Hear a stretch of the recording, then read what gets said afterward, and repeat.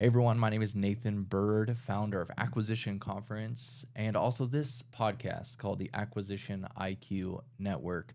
We're joined here with Daniel Allgaier. I'm excited to hear more about what you're doing. And let me just take a second here. I'm going to read your bio. This thing is extensive. Daniel Allgaier is a CFP and is the founder of Equity Comp FP, and author of Take Charge of Your Equity Comp, with over 8 years of experience specializing in helping professionals navigate stock options, RSUs, ESPPs, and other equity compensation strategies to maximize their wealth and minimize their taxes.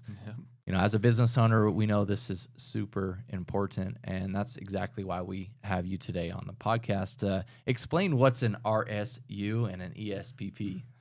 Yeah, so it's common that companies will set up and they'll carve out part of their capital to be shares, either a public or a private company. They'll carve those out and they'll use that as a compensation for either senior leadership or other key employees. Yeah. So aside from a base salary, they'll have additional shares in the company. Okay. So it gives them the incentive to make the company better. It also gives them some skin in the game. So essentially what they do is they have, say, a lump of shares, we'll say 1,000, and they are given a vesting schedule. Let's say they get 25% of those shares over a 4-year period. So after the first year, they're going to have ownership of 250 of those shares. At the second year, they're going to have 500 total shares. At the third year, 750. And the fourth year, the full 1,000. Now, they can make choices along the way what they do with that, as far as selling, holding, how to manage the taxes and prepare for that. So Yeah. in short, that's the RSUs. Well, I know that, when I was the founder of a technology company, we had to cut it up. We actually cut it up into 100 million shares, which is quite a bit. But we were looking for the long term, to where we could create the per share cost at something super, super small. And it was also something where it's a game. It's like you got to be extremely strategic as to how you cut up your shares, because it becomes an incentive chain or a bargaining chip to be able to have somebody that works with your corporation. You know what I mean? I'm sure you've probably seen that before. Right. Yeah. 100%. Somebody come in, and the allure is probably the ecosystem of the business, the growth, that new startup building that's attractive to a certain person. Yep. He or she wants to be in something fast paced, that's moving, that's changing. We'll call it changing the world. But then there's also the incentive on the backside to say, hey, look, we've got this chunk of shares that could ultimately change your future, and not just your future, but your family's future. I mean, that's not happening to everybody, but you work hard enough within a company and the value goes up substantially, and now your shares that were, let's say, $1, Yep. are now $10 to $20. That adds a lot to your net worth overall. Yeah. So, yeah. Well, and again, as the CEO of a company, and I know there's many of you out there, this specific topic is extremely important. As you go from an LLC into a C corp or S corp, and then you start adding these legal structures that you must need to know to be able to expand far beyond just a limited partnership or a partnership, which you've probably seen multiple times. Yeah, you start playing like the big boy game, right? You transition from, hey, is this going to work, to, holy crap, we're riding the roller coaster. Well, and immediately once you add an option that you can expand via options, in essence, then you immediately expand the capabilities of the growth of your company, because then you can take on funds. Yep. Not to say you can't take on funds, as an LLC, but it's just a little bit different. So share with us why you got started in this industry. I think it's important for people to know your story and your why as well. Yeah. So kind of going back, it was, it took me a while to kind of find where I wanted to be and come to the financial advisor side. I knew I wanted to be somewhere that was a person that was helping somebody, kind of like their point of contact, but the professional in their life, helping them make the decisions. Yeah. I watched a family business grow around for 75 plus years and then just was sold off. And the concept of legacy was really kind of built in me, because I watched my great grandfather work there. I watched my grandma, and then the business was just gone one day. And being here in the valley, there's a lot of these tech startups that come along, and the equity that's created there, and the ability for somebody to put time and effort in there and to then create a legacy outside of that was something that's really drawn to me. Uh, In short, of just saying, hey, it's a problem people have, and the thought of taking action is somewhat could be debilitating. So, helping somebody to make those choices was really the ultimate driver of saying, hey, look, let's guide you through the process of, again, maximizing this benefit, minimizing your tax impact, and then creating a legacy for you and your family.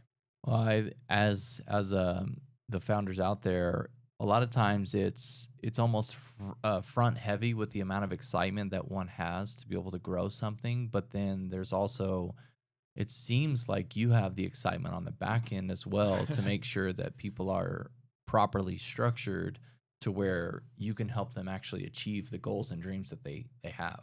Is that correct? Yeah, I think that lines up pretty well. I feel like I'm a little bit different in the grand scheme of like the traditional advisor, right? Okay. I don't feel like I think the broader market, the advisor, the purpose of an advisor comes when somebody's latter years of life, when they're hitting that retirement. They have worked at a job for 30 years. I've got a savings. I'm ready to not work anymore. Can I survive? Whereas the effort and the time that I spend with clients is more on the front end, Okay. early in the side of that growing side, when maybe there's not a lot of money, maybe there's not a lot of net worth Okay. in the bank account. But hey, when we get to that 30 years down the road, where do we want to be? Or even 10 years down the road, where do we want to be? So let's start building that legacy. It's a big thing that I think about quite a bit, is what is somebody's legacy? And that's different for everybody. But as they grow through this process of putting in that time and then creating value and then having the ability to build a legacy, that's where I want to be able to help give them the best advice. Because I worked and I saw people that had their cake already baked. Those people that were hitting retirement, or those older ones. I'm like, there's only so many ways we can cut this up. Yeah. If you had worked with somebody in the earlier stages, how much different would it be for you then? Yeah. It's interesting because we're talking about end stages, and obviously there's tax strategy and preparation that has to be done there too, maybe post-exit, or in essence creating the value within a company. I like your approach to having more of a proactive, taking a strategic approach, as opposed to, the one presents the education, or presents whatever they have done, and then you as the professional just observes, reports, and gives it back. And I don't like personally working with those type of individuals, because we're at a point where there's strategic growth that must happen, and it's not just we need to give it to somebody who's just going to go over what's already been done. We want to strategize with people that are more of a partner, and that's what it sounds like you are. Yeah, and that's kind of the whole, like, for my early 20s, I spent about 6 years coaching soccer, and I didn't have a kid playing soccer, and I coached for about 6 years, and that's like that time spending just coaching and developing really, I think, translated well into what I do now. I don't know if coach is the right word, but I guess it is, right? Yeah. It's kind of like a business coach with someone that's going to talk to you about taxes and money and give you advice, professionally. Yes. But walking hand in hand, saying, hey, look, what your situation is, Nathan, and the person next to you are going to be totally different. And what's important to you and where you want to take this is totally different than the next person. And it's, it's doable. Yeah. The ability of having the ownership of a business gives you that flexibility and that autonomy to say, hey, what direction do you want to take? And I'm not squirreled into a certain path, right? Yeah, I'm not squirreled into like, hey, we're going route A or B. It's like, we'll start, and then the one thing that's going to happen, and I can guarantee that, is that there's going to be change. Yeah. Change. Right? Something's going to change, right? You're going to make a goal or an objective, and then something's going to happen between now and then. So the ability to pivot, the ability to say, hey, look, we're going to shift or something, I think it's a real powerful thing, to knowing that you have somebody in your corner that can come in and pick things up with you and move forward. Let's talk tactics and specific strategies now. I like to get into the weeds of exactly how you can help your clients. You also have a book here, which we'll talk about. And I guess my question to you is why does somebody come to you? And then how do you typically take them through the process of education and then implementation? So I guess going to the first one, who would come to me is somebody that does have an equity comp strategy and they want to, again, bring in a professional to help them make sure they're doing the best possible. Now, my business doesn't require that there's a minimum number of assets, right? If that's the case of some, but look, we can work together and help navigate their current situation, regardless of, net worth size. Yeah. Okay. Do you help them structure the actual comp plan? So, or like are the you actual just businesses, managing the employee or the stock options? Do you just manage it, or are you helping to strategically create it? I have not strategically creating it. So, Okay. like going in and working with the companies to say how many shares are going to be divvied out or built out. No, that's not something. Okay. Mine would be once that's already taken place. Then we'd come in and say, hey, of the allocated shares that you have or the options that you have available to you, what's the best course of action? So first, we're going to essentially pop open the hood and see what's there. We're going to build out everything that's in your current financial picture, your cash flow. What's the income coming in from sources? What does that look like as far as just wages? If there's W-2 income, if there's additional side hustle, side work, and then what does it look like as far as income created from different stock options that you have? So knowing how much in reality you're going to be making or taxed on each year is where we're going to look at and spend a lot of the time. So, Okay. I hate for people to go into the tax time and have a surprise when it comes to that. So looking at everything that's in their picture, in their Financial financial basically. picture, and saying, hey, look, this is where we want to strategically do this. Now, if we take certain actions, how do we then take some chips off the table as far as moving away from company stock into something different, right? So how do we strategically move shares of your vested RSUs to shares in something different? What or- other options are presented when you say something different? So it'd be like going into like an S&P 500, like an index fund. I'm not a stock picker, right? I'm like a crock pot when it comes to that. Let's construct a diversified portfolio and set it up there. Now, again, when you're working with somebody that's maybe in the building phase and they have faith and belief in their company, they might not want to diversify away because they're like, hey, look, we're on a trajectory that is going to just blow up. And that's fine. I understand that. But we also need to understand the risk component of that. What if it doesn't?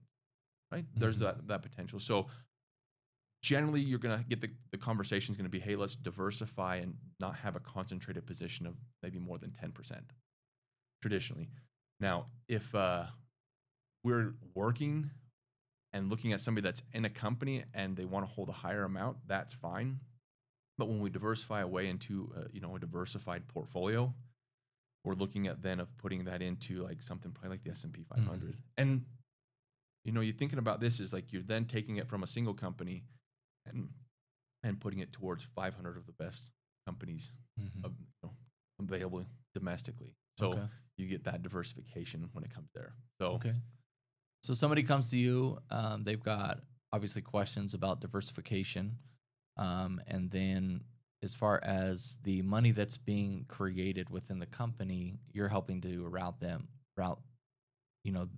that money to strategic areas that will help them increase their overall net worth or their goals, right? So let's Okay, say yeah. they've got a couple kids and they're like, hey, we want to fund college. Yeah. What's the best way to do that? Okay. Hey, we want to take some chips off the table because we would like to one day start a nonprofit or a scholarship fund. Okay. Or we do want to say put some money aside so that way when we have the chance, we want to be able to invest in another business or start another business. Okay. So it looks at, what's the objective or what's the best use of the money? Yeah. Right? Where do we want to put it and allocate it for? Strategic financial planning. I like that. Yeah. Let's go into your book here. You've got Take Charge of Your Equity Comp, and I'd like to, maybe go over some of the words of wisdom and some of the nuggets that you have placed into that book based on your experience, because of course, I'm sure you've worked with many clients and you're starting to see trends. What trends have you seen from clients that have come into your office with difficulties, and then how have you been able to create a solution? I think the biggest part is the question that comes up is, one of the main questions I ask somebody is, why is money important to you? It's good. You sit on that and you think about it and you say, you're going to get some common answers, security, safety. Well, what's important about safety? what's important about security. Growing up, we didn't have a lot. Mm-hmm. Had free lunch. I was a kid at school that had free Yeah. lunch. Something, right? Well, why was it hard to get free lunch? Well, because it wasn't like the other kids, right? So we're gonna peel back the layers of putting purpose to your money. So there's a part in the book that talks about your why, because you'll build up, and generally the people with equity comp that have a sizable package have a very sizable as well kind of household income. Mm-hmm. When they look at that and they say, hey, are we going to be playing offense or defense? True. And if we're in that defensive mindset of like, hey, let me just squirrel this all away, I think we're losing. I don't think we're going to ultimately be as good as we can. Now, you're going to be okay. You're going to be okay if you squirrel away a bunch of money. But we look at this and say, hey, what's most important to you about money? What do you want to do with it? Do you want to build and fund your kid's college? Maybe, maybe not. I don't care. It doesn't matter to me if you pay for your kid's college or not. But what is the purpose of your money, and what do you want it to do for you? So peeling back that lane, have that first question, because once you can answer and understand why you're taking action with your money, you can remove the emotional side of money. True. Because if you're married or a partner, there's ever a conversation about money, you can feel it in your chest. Mm-hmm. You're like, oh shoot, we talk about a budget, right? Yeah, we talk about our money goals, and people get nervous about that. So if we can say, hey, look, we're doing X, Y, and Z because you said that money was very scarce when you grew up. Yes. And you don't ever want you or your kids to feel that again. So we're going to create that safety net for you.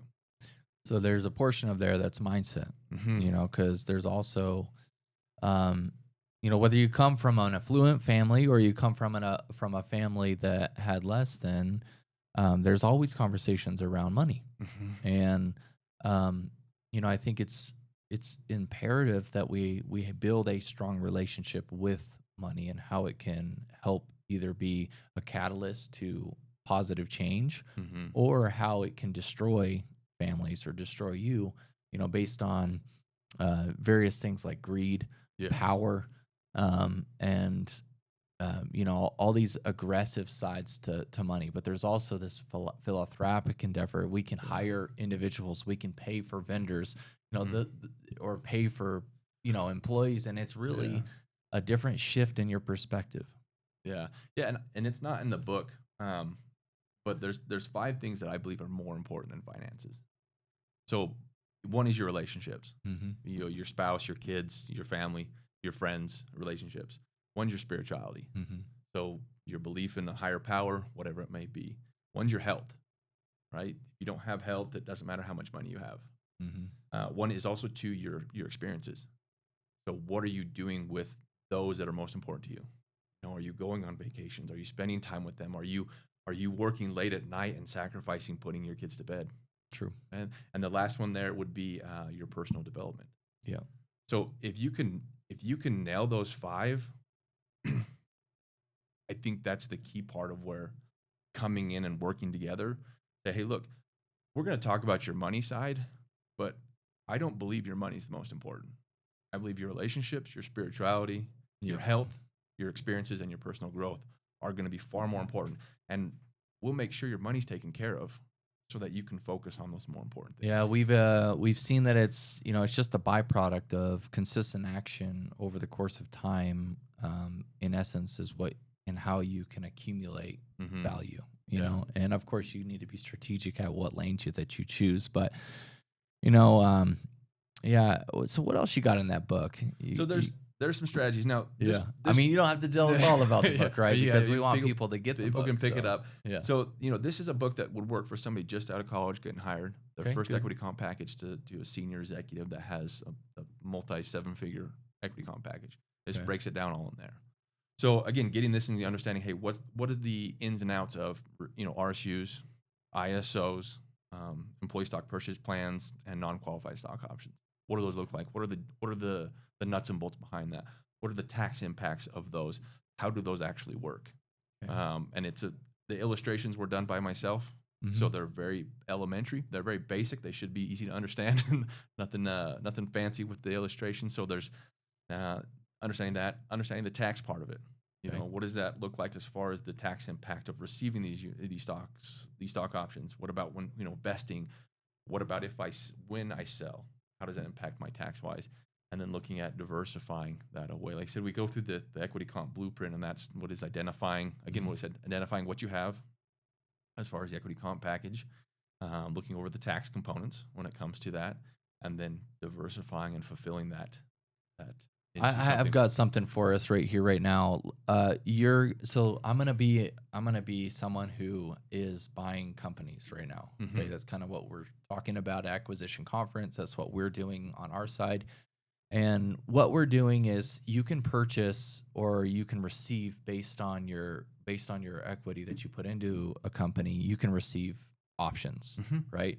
So would that be the person that you're talking to help them identify or understand that Yeah. portion? So because some people, they consult for equity, they'll purchase the equity of a company, right? Which then is typically on their cap table. Mm-hmm. So is that, Yeah. people that you're working with? Yeah, we could definitely talk about that. Look at that. So, you look at the business cap table. Yeah. You're doing an evaluation to make sure you understand that, but then this is going to tying that into your personal cap table. Yes, it does. Yeah. Right. So we'll tie those and we'll marry those two together. So what's the value of those business? What does that look like over a period of time? Yeah. And how does that impact your overall, net worth? Interesting. It might be illiquid at a point in time because you can't, go to the company and say, hey, cash me out. Yes. But then what does that look like over in the future, and how does that go from there? So That's so important because look, we've got a lot of people that watch this. They may be acquiring companies, right? Acquisitions, growth through acquisition, or they're raising a fund to then acquire, portions of a company. They don't have to acquire the whole thing, but yet they're going to be awarded or given basically stocks. So yeah, and that's know why, about that. like I say, with the kind of the financial advisory is kind of a blanket statement, right? Everyone kind of looks at that. There's the bank or credit union, talk to the advisor there, right? But this is why I chose to be the way I am and set up. Is like, hey, look, I don't need to take on assets to be able to give you the best advice. True. Right? Because it shouldn't be contingent on how much money you have, especially if you're somebody that's looking to say, hey, look, I want my money to be active in a business. I want to take that money from one business, I want to roll it to another. I want to put forth and purchase another business because that's what keeps me going, right? It's a type of person that's very proactive in what they do, but they're still wanting good advice. Yeah, it's good. Yeah. Yeah, because I create a shield too. I'm sure you see this all the time, right? Like the holdings company is not you; it's just some entity, and then that acquires other companies, and then it's a whole combobulated chart in essence that needs to be created. Yeah. It's like this waterfall effect. And I'm sure you probably see it all the time when you're whiteboarding. Yeah, when it's like when you look at the movies and there's the detective scene and they've got the strings running everywhere. Yeah, that's how I feel. Yeah. I think there's a lot of people that feel like that in this position. Yeah. Well, hey man, we're excited to obviously have you at Acquisition Conference, and we're thankful for your partnership as someone who's going to have a booth there, and then also helping us push it forward. And obviously share your knowledge of what it is you're really taking a stand for and placing your flag as someone who's going to really understand this, but also help other people. And I'm sure you're probably deep in understanding and increasing your knowledge in this space too. How would you suggest that somebody would continue to increase their overall knowledge in this space? On the equity comp side? Yeah, and just like stocks and whatnot. Obviously, they can come to you as well, but are there any other resources or tools? Yeah, there's quite a bit out there. I'm a consumer of books. That's why I wrote a book. So, but there's quite a bit out there. It's hard to say direct you to one person because the ones I follow are pretty industry specific. But there's people out there that would put out good information. You always got to kind of look back and see where the information's coming from and what the person's objective is. There's often the sense of like, hey, look, we're pushing you down a certain path and creating a problem that you think you have to put you into a certain product or feature. Okay, yeah. So just be cognizant of what the incentive is from those that are providing you the value. Yeah, and people can say anything they want online. It's really those that have the actual designations or a legal requirement. Yes. To say that. I hate using the word fiduciary because I think it's so stupid that you have to say, oh, I'm a fiduciary. It'd be like a realtor saying that, oh, here, you want to buy a house? Guess what? It has sinks. Yeah. There's indoor plumbing. Like, Yeah. everybody like, has duh. indoor plumbing. Duh. Yeah, Like, yeah. that's the bare minimum. The Okay. fact that it has to be, like, stated that you're going to do the best for your clients, Okay. that shouldn't be anywhere you plant your flag.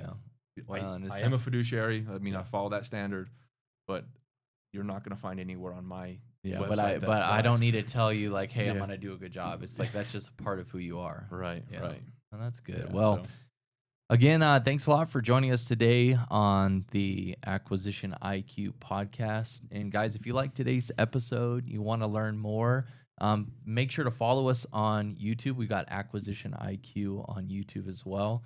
How do people get a hold of you, and how can we best support you as a community? So you go to the website, Equity Comp FP. Okay. You can reach out to me there. I'm fairly active on LinkedIn. Okay. You can reach me there. Daniel Allgaier. Okay. There on LinkedIn, and so. Yeah, at the bottom of this, in the YouTube description, we'll place his website and a way that you can go get the Equity Comp book here. Mm-hmm. But other than that, guys, thanks a lot for watching today. We look forward to continuing to produce these value-driven podcasts all around the acquisition of companies, the value creation within the company, the team and culture and integration. And we've got the Acquisition IQ Network that has just arrived, and we're excited to be able to place that link as well below in the group. So if you're a small business owner, or if you're a business owner investor and you want to be a part of a private group that only talks about this specific topic of value creation, business creation, the sell of a business, all the tax implications, all the strategies, then just go to acquisitioniq.co and we will see you there. Thanks, guys. We'll talk to you later.